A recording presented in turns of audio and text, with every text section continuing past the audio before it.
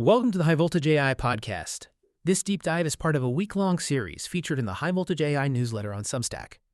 Now, the newsletter itself has been educating electric utility engineers all week on crucial topics like overhead and underground construction types, their unique characteristics. But here on the podcast, for our Friday deep dive, we're shifting our focus a bit to a different but equally vital area, the VPP ecosystem, markets, policies, and pathways to success. You've been following our journey this week exploring how virtual power plants, or VPPs, are, rapidly transforming our energy landscape. From their foundational concepts back on Monday to that groundbreaking pilot in Texas and ERCOT we talked about Tuesday, the intricate engineering challenges on Wednesday, and then their profound impact on system planning and operations yesterday, Thursday. Now it's Friday, and today we're pulling it all together. We're looking at the broader VPP ecosystem, the dynamic markets they operate in, the critical policies shaping their growth, and importantly, the practical, proven pathways to making them a widespread success story. For utilities and customers alike, we've got some truly fascinating real-world examples to unpack today that really show VPPs in action, tackling incredibly diverse grid problems in, really innovative ways. What jumps out at you immediately when we look at these real-world applications? Well, what's fascinating here is that we're not just talking theory anymore, or even just small pilot projects. We're seeing significant large-scale deployments. We're talking major players like NRG, Google, Sunrun, and they really highlight two primary archetypes of VPPs. And each of these archetypes is addressing unique, really pressing challenges within different power grids, which kind of raises an important question for us. How can such different approaches both be called VPPs? And what crucial lessons can we learn from their differences, in design and execution? Okay, let's definitely unpack this tale of two grids, because I think you're right. It seems core to understanding VPPs today. We're looking at Texas and California. Each has distinct grid problems, and they're pioneering these VPP solutions. From your perspective, what is the core fundamental difference between these two archetypes? Fundamentally, we're observing the demand-side load shifting model versus the supply-side battery dispatch model. It's a really critical distinction. So in Texas, for instance, you've got NRG and Google collaborating to effectively build a 1 gigawatt power plant, but without a single traditional turbine or solar panel in sight. Crazy, right? Yeah, 1 gigawatt without turbines. Exactly. Their focus is squarely on managing demand, orchestrating, subtle reductions in energy consumption during peak times. Meanwhile, over in California, you have Sunrun operating what's quickly become the largest battery VPP in the country. Their focus is different. They're concentrating instead on providing truly dispatchable supply-injecting energy into the grid when it's most needed. So, yes, both are VPPs, but their underlying technology, their business models, the specific grid problems they're engineered to solve, they're quite distinct. And I think that really highlights the incredible versatility of the whole VPP concept. That is a powerful distinction. Let's really dig into the Texas example first. There are problems pretty classic, right? Yep. Soaring peak demand from extreme heat, explosive population growth. They need new capacity fast. So how is this demand-side partnership between NRG and Google tackling that massive challenge without building a single new power plant? Yeah, the Texas project is incredibly ambitious. They're aiming for nearly 1 gigawatt of VPP capacity by 2035. And just to put that into perspective for, utility engineers listening, that's like the peak demand of around 200,000 average homes, or maybe a dozen traditional gas-fired peaker plants. Wow. So for grid planners, this signals a profound shift, right? Instead of building more big centralized generation, we can now harvest capacity directly from customer loads. It fundamentally changes how we model grid reliability, how we forecast future investment needs. The core approach is demand side, deploying hundreds of thousands of VPP-enabled smart thermostats, mostly Nest and Vivint models, directly into NRG's retail customers' homes. It's pretty incredible that NRG is essentially building a power plant out of individual homes. But with hundreds of thousands of customers, I imagine data and intelligent dispatchers absolutely critical what's happening behind the scenes. Technologically, operationally, how do you make such a vast distributed system reliable and effective? Yeah, you're right. The core of this operation really lies in sophisticated customer acquisition strategies and advanced data analytics. NRG offers free smart thermostats plus professional installation to eligible customers who sign up for specific retail electricity plans. That minimizes the cost of acquisition for the DER, the distributed energy resource, which is key to scaling. Makes sense. Get the hardware out there easily. Exactly. Then, during grid stress events, Renew Home's software platform sends signals to these thermostats. And these aren't abrupt changes, right? They're subtle, automatic adjustments. Things like pre-cooling homes hours before a predicted peak, keeping people comfortable, then letting the temperature drift up by just a few degrees during those critical peak hours.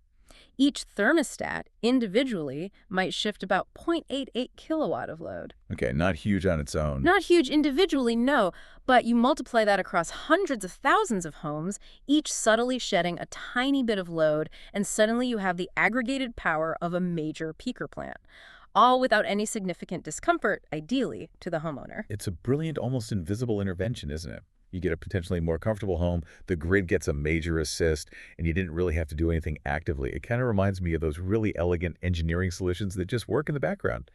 Have you heard much about consumer feedback? Any surprising reactions to these subtle temperature changes? Well, initially, there's always a bit of a learning curve, right, with any new program. But the beauty here is that the system learns over time. It adapts to individual home characteristics, preferences, and actually we've seen consistently high satisfaction rates because the temperature changes are usually so minor, people barely notice them. And the direct benefits, free hardware, maybe bill credits, those are tangible.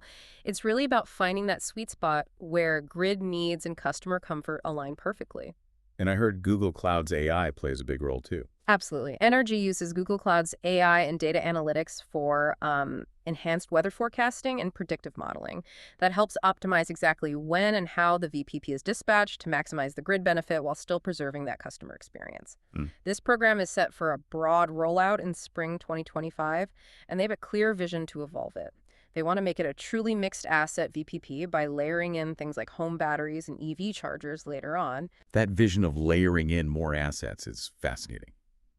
Okay, let's pivot now to California, because their grid problem is, as you said, quite different from Texas. We've talked a lot about the notorious duck curve before, that huge amount of midday solar that just crashes into this steep ramp in net demand when the sun sets. How is Sunrun addressing this unique California challenge? This one demands supply, not load shedding, right? Exactly. This brings up that crucial point. How do you provide flexible, dispatchable capacity during those critical evening hours, right when solar production drops off? Yeah. Sunrun's Coyote VPP does this by aggregating thousands of customer-owned solar plus battery systems, mostly Tesla Powerwalls, actually. They provide a dispatchable supply of clean energy directly to the California Independent System Operator Grid, the KISO grid, and their focus is specifically on that really challenging 4 p.m. to 9 p.m. window, typically May through October. That's precisely when the duck curve ramp is steepest. So it's not just about managing peak load, it's about shifting solar energy that might otherwise be curtailed and delivering it exactly when there's a supply deficit. That sounds like a truly massive scale, especially considering these are all individual customer home systems. How many systems are we actually talking about here, and what kind of power can they deliver? The scale is impressive, yeah. By 2025, this VPP is projected to consist of over 56,000 homes. 56,000. Wow. With about 75,000 individual batteries. And this aggregated fleet, this virtual power plant, can deliver an average of 250 megawatts of power over a typical 2-hour event. Plus, it has an instantaneous peak capability of 375 megawatts. That's enough to power, roughly 250,000 homes at peak. That's huge. And get this, it's more than a 4-fold increase from its 48 megawatt average dispatch just in 2024. So rapid growth. Incredible scaling. Yeah. When TESO calls an event, Sunrun's platform just dispatches signals to these enrolled batteries, telling them to discharge energy onto the grid. So what about the customer side in California? The experience, the compensation? Because as you know, for utility engineers, getting customer buy-in, keeping them participating, that's always top of mind. Right. And customer resilience is a crucial element here. It's actually a key selling point. The system is designed to always retain a minimum 20% state of charge in each battery. Oh, okay, so you still have backup. Exactly. It ensures there's still backup power available for the customer if there's a local outage. That provides real peace of mind. And in return for participating, customers get directly compensated. The collective payout is expected to approach something like $10 million in 2025. $10 million back to customers. Yeah. So that direct financial incentive, combined with the inherent value people already see in solar savings and backup power, makes the customer proposition pretty compelling. Hmm. And you have to give credit to the regulatory frameworks in California, too. They've increasingly valued distributed energy resources and created market access pathways for them, which has been just instrumental in enabling this kind of scale. Right, policy matters. Okay, so we've seen these huge VPPs tackling massive grid challenges in Texas and California, one demand-focused, the other supply-focused.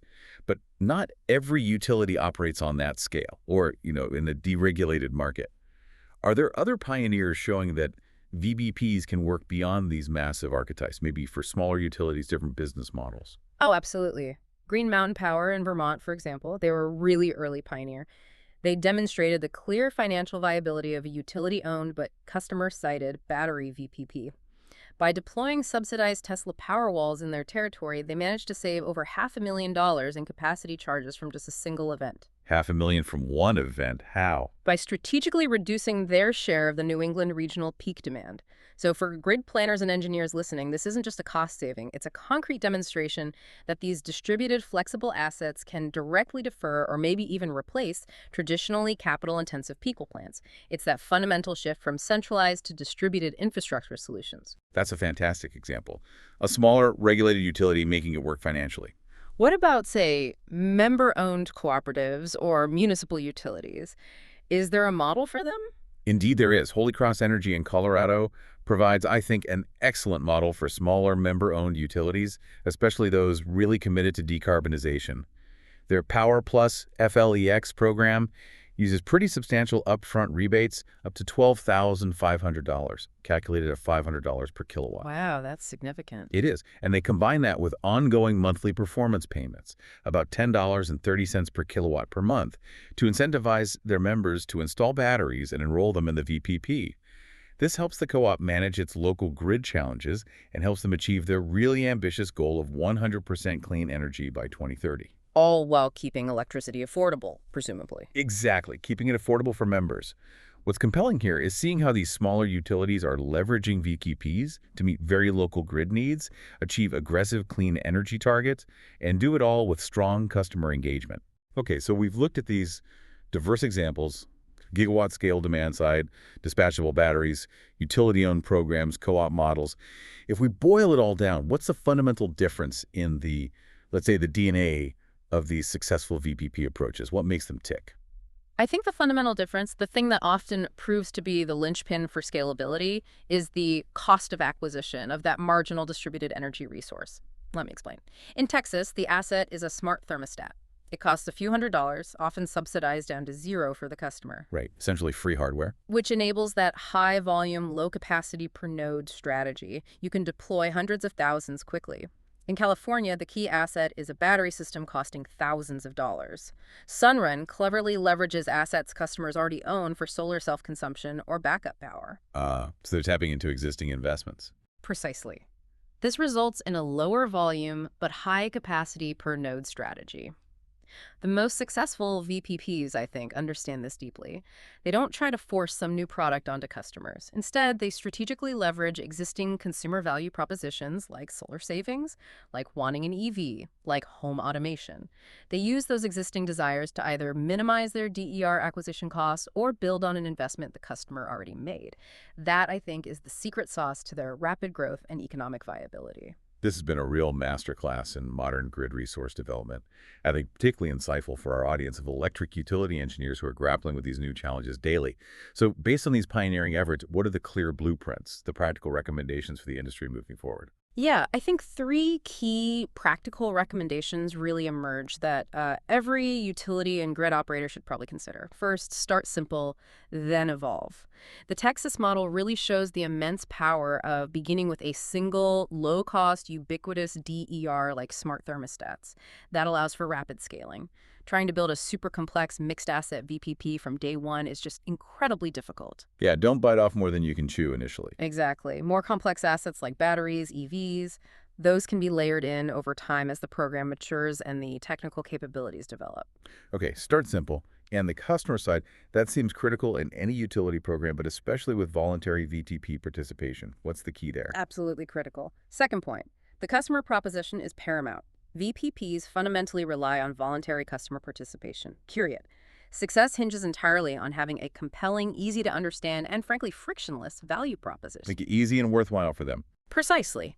Whether it's free hardware like NRG offers, direct performance payments like Sunrun, or those substantial upfront rebates like Holy Cross, if the customer doesn't see a clear benefit, they simply won't enroll, or they won't stay engaged. It's really about respecting the customer's choice and their comfort levels.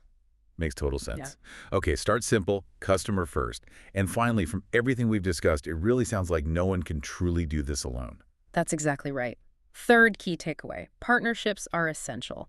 The sheer complexity developing, deploying, operating these VPPs, means successful projects are almost always deep collaborations.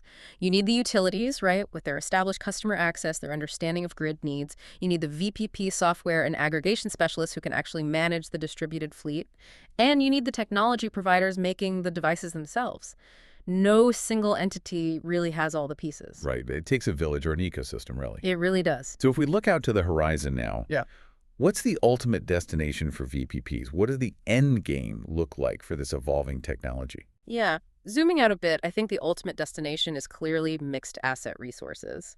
The evolution from these single DR VPPs we've mostly talked about to fully integrated platforms represents an exponential leap in operational complexity, especially for grid engineers. How so? Well, think about it. Dispatching 100,000 thermostats is relatively simple, algorithmically speaking, but a true mixed asset VPP has to solve a far more complex real-time portfolio optimization problem.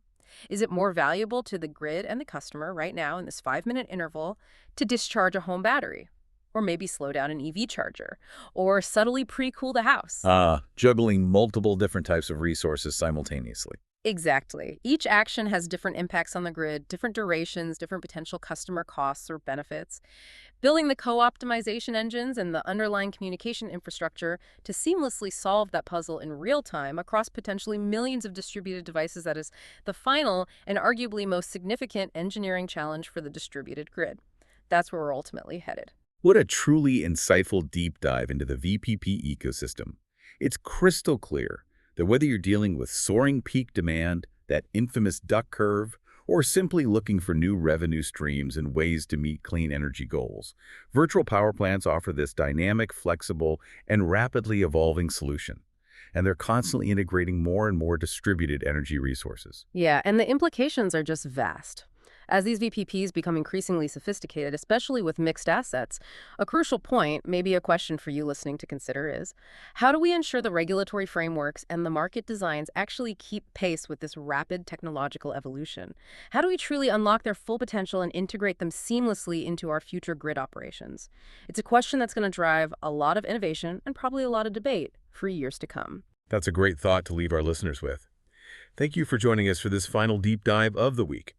We really hope you're feeling even more well-informed about the incredible potential and also the practical realities of virtual power plants.